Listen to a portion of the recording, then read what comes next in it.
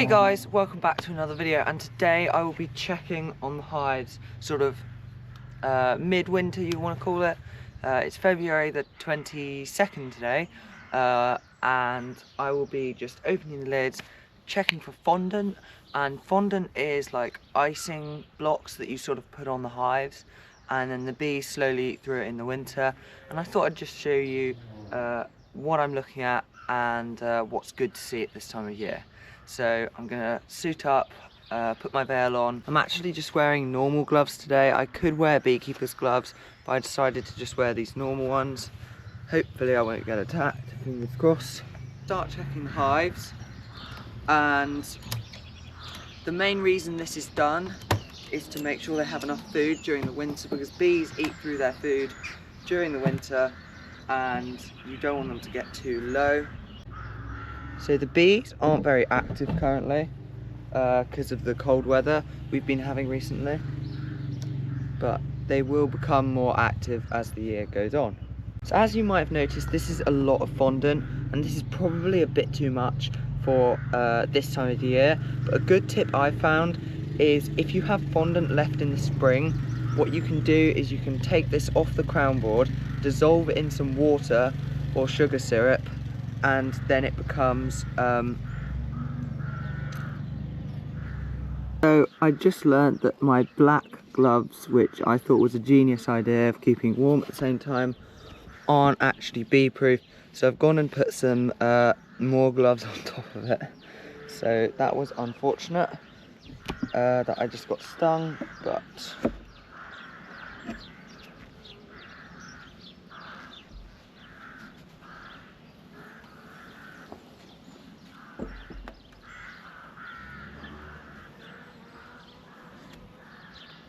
I'd say we've got 4 frames of bees, which is not that good.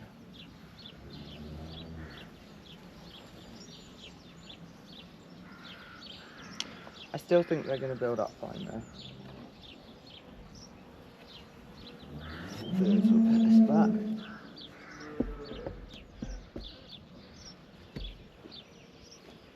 And we'll put this back as well. So 4 frames of bees, if you don't know what frames are, that's what the bees live on. And given that there's only like 4 or 5 out of 12, that's not that great, but it's sort of a bit confusing because when the bees go into a cluster, they actually look like they're on less frames than they are. So I'm not too concerned about 4 or whatever frames it was, 5 frames, because I know this one is the smallest one here anyway. Let's take a look in this one now. So you just want to, when you're around the beehive, you just want to have nice slow movements, and you'll be fine if you do that. Bees don't like it when you move too fast, or if you drop something or anything like that. I have a feeling these guys are bigger than the other ones.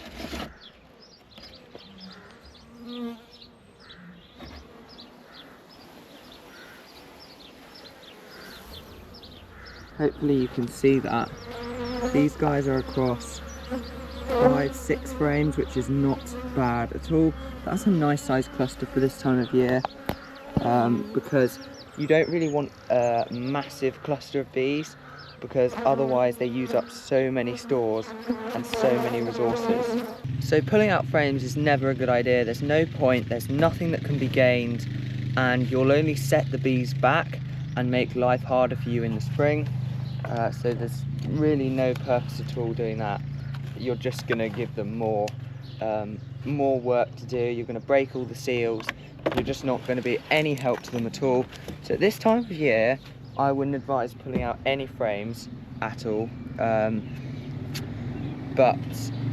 again, if the weather was warm enough, theoretically you could, but I just wouldn't advise it really at all.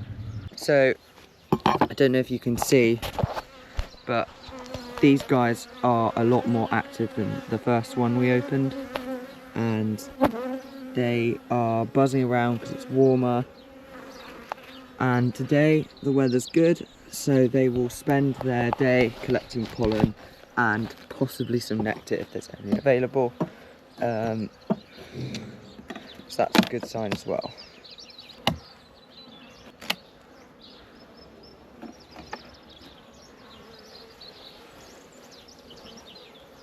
So this is a bigger cluster than before. As you can see, that is a decent sized cluster. Those bees are booming. They've got like 7, 8 frames of bees. One thing I found that always happens at this time of the year is the bees are a lot more feisty.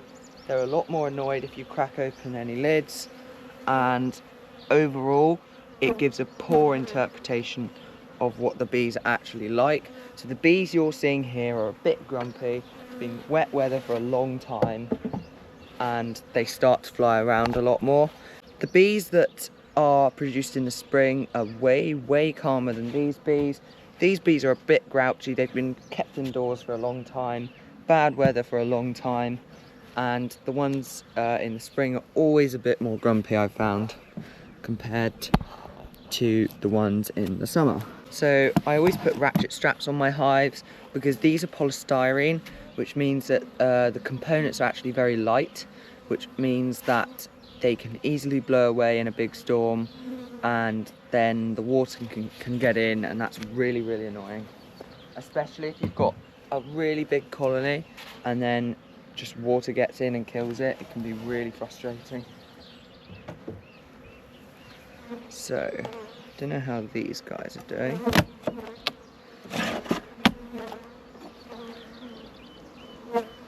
Ooh. These guys are a decent cluster as well. I'm not actually going to bother opening it anymore. So at this time of year, everything starts to get better for the bees. They always go out in the spring and gather some pollen. We haven't had very good weather so far, so they haven't really had much chance. But when the weather improves, they will go out and make all the difference in the world getting that pollen in. These guys have a nice cluster as well. From looking down on the top here, you may think, oh, there's no bees really, there's some there. But when you open the crown board, you can see loads of bees in the corner, and that is completely fine. They're covering at least half the box, and bear in mind, this is a big box. This is a 12 frame box from Labello, and it's a decent sized box, which means that generally the bees won't cover all of it in the winter anyway. This one, from memory, was a very big one in the summer, which probably means it will be covering a lot of the frames now. Whoa, they have a massive cluster. That's very nice to see.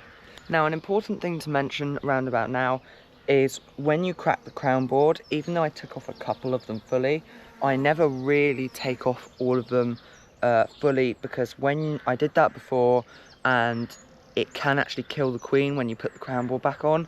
So I see all these people taking off the lids and stuff and then pushing them back. You can very easily accidentally kill the queen.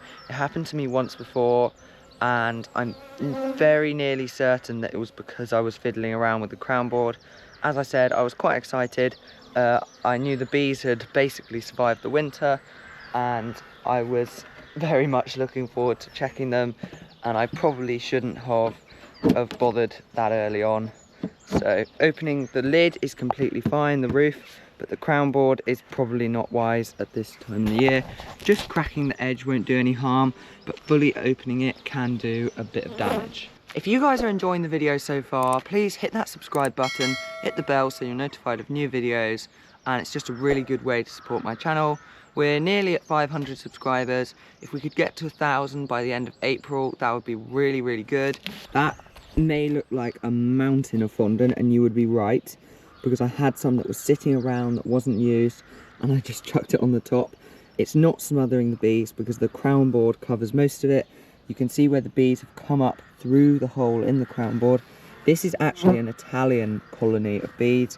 I got this queen from Black Mountain Honey, and they are known for having big clusters and brood basically all the time, which means they eat a lot of food. And it may look a bit of a mess at the top of the crown board, but come the spring they'll clean all that up, get rid of the dead bees, and it will be way cleaner as well.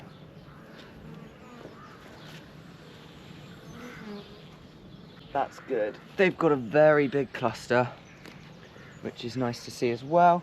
I would open the crown board more if it was later in the year. So this colony may look a bit different. It's in a different style box. This is a 6-frame box, and so is this. So this adds up to 12 frames as well, and hopefully they'll be across both, but they're often moving to one or the other. Wow.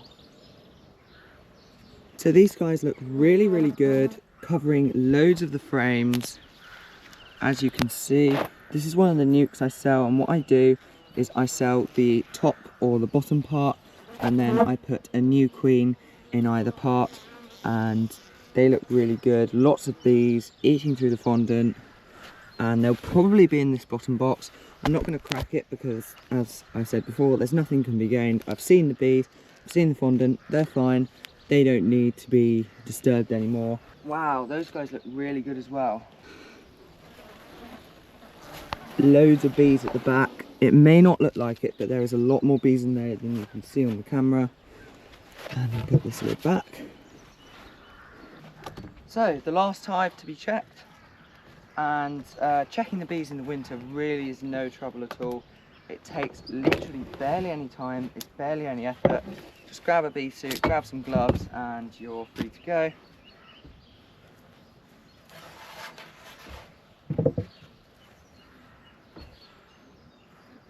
This is a butt-fast queen from BS Honeybees as well.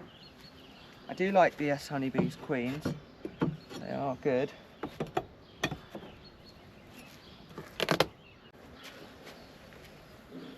Whoa, that is a lot more bees.